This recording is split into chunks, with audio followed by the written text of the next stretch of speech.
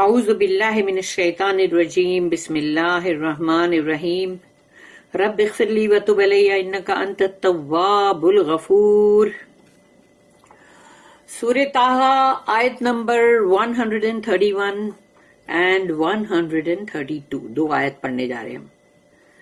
آیت نمبر 131 وَلَا تَمُدَّنَّ عَيْنَيْكَ إِلَى مَا مَتَّعْنَا بِهِ أَزْوَاجًا مِّنْهُمْ زَهْرَةَ الْحَيَاةِ الدُّنْيَا لِنَفْتِنَهُمْ فِيهِ وَرِزْقُ رَبِّكَ خَيْرٌ وَأَبْقَىٰ. رب اشرح لي صدری ويسر لي امری واحلل عقدۃ من لسانی يفقهوا قولی. اللهم ارنا الحق حقا وارزقنا اتباعه وارنا الباطل باطلا وارزقنا اجتنابه. آمین یا رب العالمین. آیت نمبر 131 جو ہے اس میں اللہ رسول اللہ صلی اللہ علیہ وسلم کو ایک تاکید کر رہا ہے، ہدایت کر رہا ہے ایک چیز کی، اور یہی چیز پھر ہم سب کے لیے بھی ہے.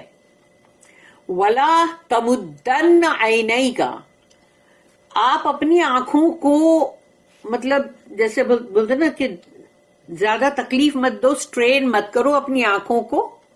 عَيْنَيْكَ اپنی آپ کی آنکھوں کو، إِلَى مَا مَتَّعْنَا بِهِ اس کی طرف کہ جو ہم نے مطلب لوگوں کو دیا ہے، جو متاع یعنی کہ اس دنیا کا انجوائے کرنے کا ساز و سامان، بہت ہی اچھی چیزیں، بہت ہی خوبصورت چیزیں، بہت ہی شاندار اور بہت مہنگی ایکسپینسو تمام چیزیں جو ہم نے مال و دولت اور اس کے ساتھ ڈیکوریشن، تو ہم نے جو کچھ بھی دیا، اللہ کہہ رہا ہے ہم نے دیا ہے. اس کا مطلب اللہ نے دیا ہے نا، تو اللہ نے جس کو بھی دینا ہے اس کو دیا. إِلَى مَا مَتَّعْنَا بِهِ تو جو بھی ہم نے ان کو متاع دیا ہے، ازواجا منہم تو وہ ان کے یعنی کہ سمجھو کہ ابھی پورے کے پورے جو بھی لوگ ہیں، یا وہ منافق لوگ ہیں یا کافر لوگ ہیں یا مشرک لوگ ہیں، جو بھی ہے، تو وہ پورے جو بھی ہے ان میں سے کچھ لوگوں کو یعنی کچھ ان کے گروپس کو ہم نے دیا ہے. سب کو تو نہیں دیا نا، کچھ امیر ہے، کچھ غریب ہے، کوئی مڈل کلاس ہے. تو اس لیے اللہ نے یہاں پہ کہتا ہے ازواجم منہم کہ ان میں سے تھوڑے کچھ لوگوں کو ہم نے دیا ہے. تو دیکھیں کہیں آپ کی نگاہیں اس کی طرف نہ جائیں، اور نہ ہی ان چیزوں کے لیے کبھی بھی آپ لانگ بھی مت کرنا، یعنی کہ خواہش مت کرنا. یہ اللہ کہتا ہے رسول اللہ صلی اللہ علیہ وسلم کو اور ان کے بعد ان کی امت کو.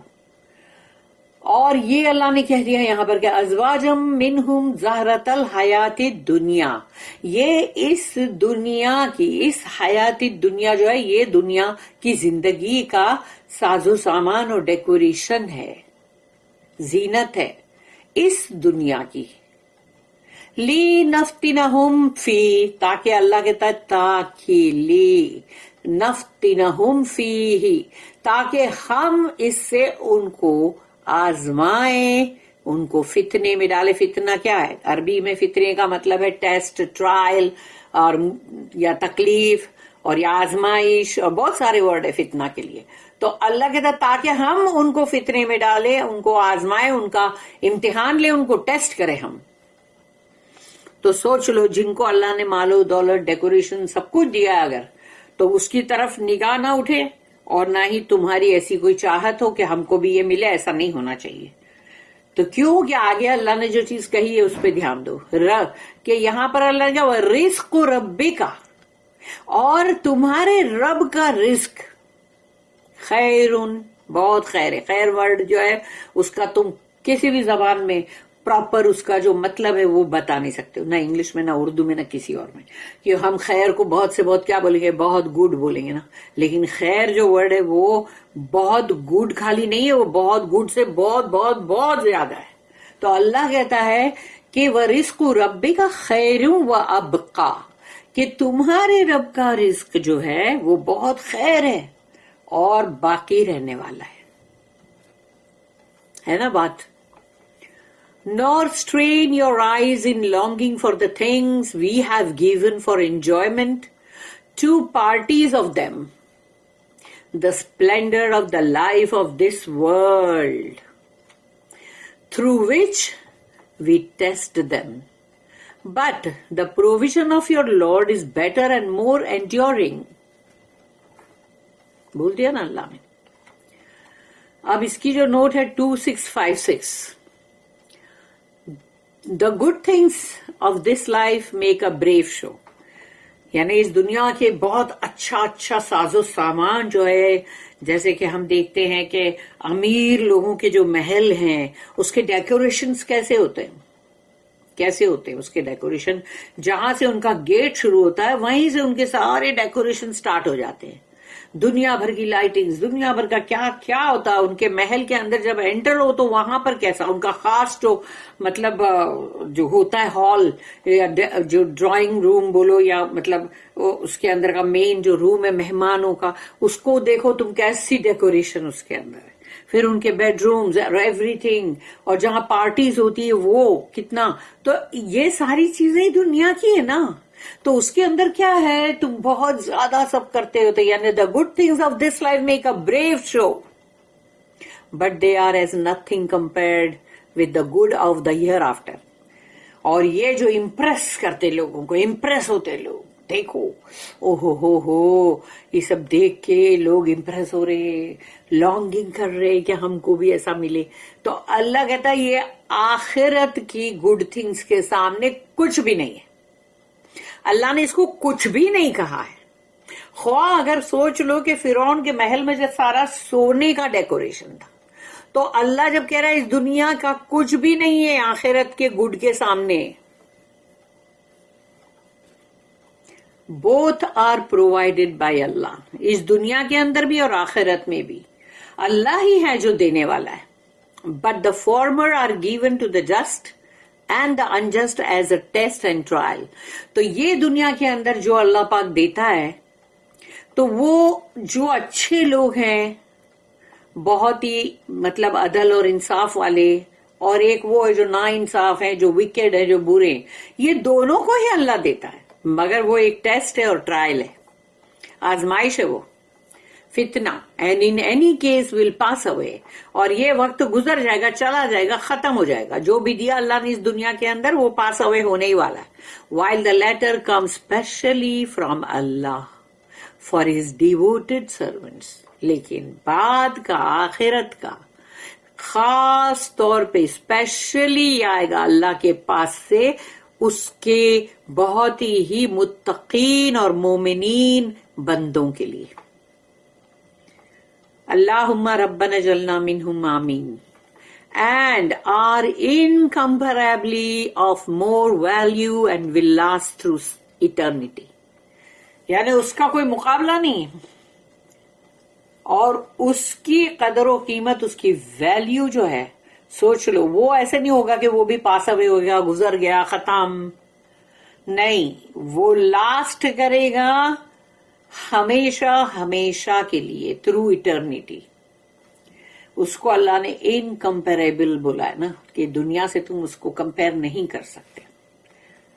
आखिरत तो बहुत मोमिन बंदे जो होंगे अल्लाह के, बस उन्हीं के लिए.